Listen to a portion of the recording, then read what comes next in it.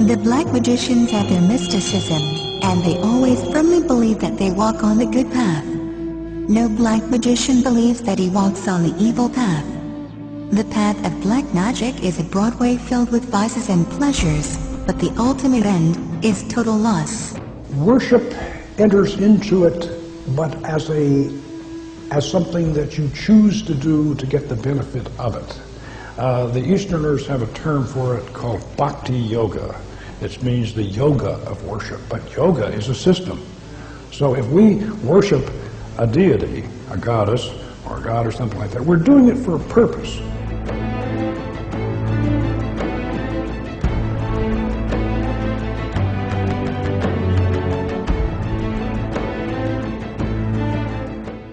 The Mabedi'nden and the Greater Key of Solomon, these handbooks of magic were attributed to Solomon for two reasons. Number one, he was the great magician, the legendary magician, and number two, these people were afraid to put their real names on the books because they'd get burned at the stake.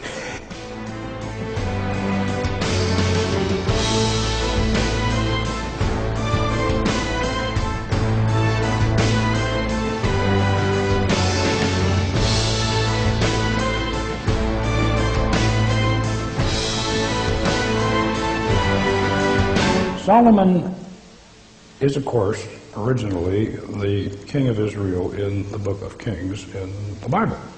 And he lived around 800 BC, and he was the great king who built Solomon's temple.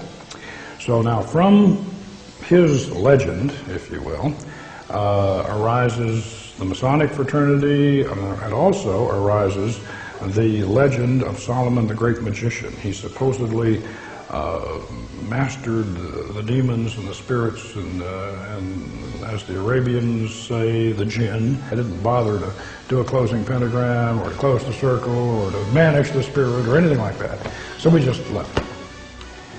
And then 3 hours later, she grabbed me out of a sound sleep and sunk her fingernails into me and woke me up, and she was staring up at the ceiling, and she said, "There he is." And I had to drag her back into the circle, and we had to exorcise that spirit. Magical rituals weren't only prominent in Babylon, or later in the Kingdom of Judah. It was also very much part of ancient Egypt, and was also part of their religious practices. Ancient Egyptian religion was a complex system of beliefs and rituals which was integral to ancient Egyptian society. It centered on the Egyptians' interaction with a multitude of deities who were believed to be present in and in control of the forces and elements of nature. The myths about these gods were meant to explain the origins and behavior of the forces they represented, and the practices of Egyptian religion were efforts to provide for the gods and gain their favor. Formal religious practice centered on the pharaoh, the king of Egypt. Although he was a human, the pharaoh was believed to possess a divine power, and was considered a god by virtue of his kingship. He acted as the intermediary between his people and the gods, and was obligated to sustain the gods through rituals and offerings so that they could maintain order in the universe. Therefore, the state dedicated enormous resources to the performance of these rituals and to the construction of the temples where they were carried out. Individuals could also interact with the gods for their own purposes, appealing for their help through prayer or compelling them to act through magic.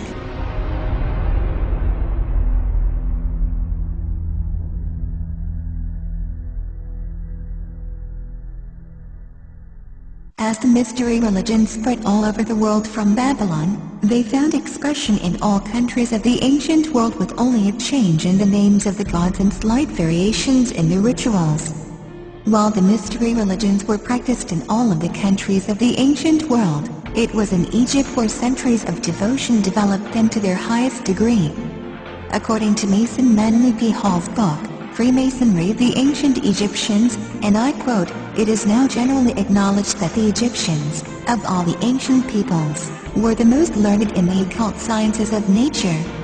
The wisest of philosophers from other nations visited Egypt to be initiated in the sacred mysteries by the priests of Thebes, Memphis, and Hermopolis.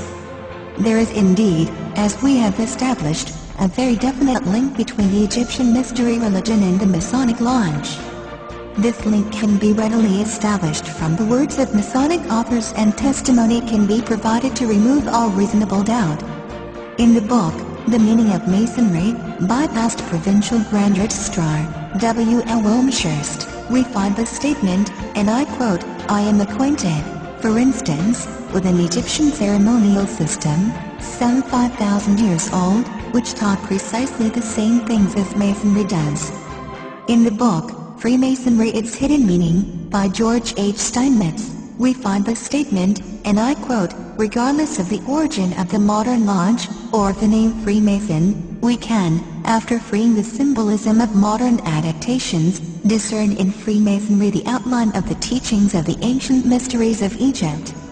In the same book, Mr. Steinmetz makes the statement connecting Freemasonry and the Egyptian mysteries. And I quote, "If the symbols can be consistently interpreted in this manner, throughout the 3 degrees we have confirmed Freemasonry to be the reincarnation of the ancient mysteries of Egypt." 33-degree Mason Manly P. Ho relates the efforts of early Masonic historians to link Hiram Abiff to the Egyptian mystery religion. Early Masonic historians such as Albert Mackey, Robert Frigold and Albert Pike were of a single purpose in their efforts to establish a definite correspondence between the Hiramic legend of Freemasonry and the Osiris myth as expounded in the initiatory rituals of the Egyptians. From the Lost Keys of Freemasonry by 33rd degree Manly P. Ho, man is a god in the making, and as in the mystic myths of Egypt on the potter's wheel he is being molded. Unas eats magical charms, behold, Unas eateth of that which the red crown sendeth forth, he increaseth, and the magical charms of the gods are in his belly.